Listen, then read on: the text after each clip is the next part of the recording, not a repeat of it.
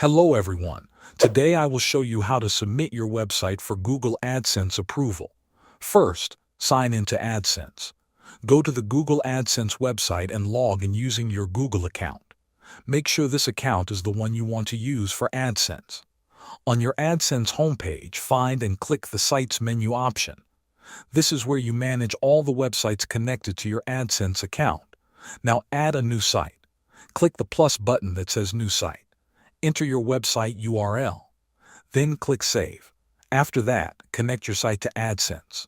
On the Connect Your Site card, you will see a code snippet. Copy this code exactly as it appears. Paste it into the HTML of your website between the head and head tags.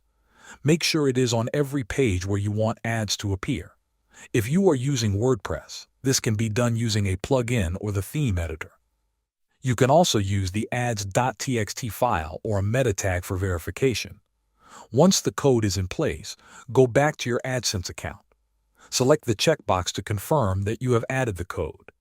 Then click Verify. Google will check your site and confirm that the code is correctly installed. Finally, request a review. Once verification is complete, click Request Review.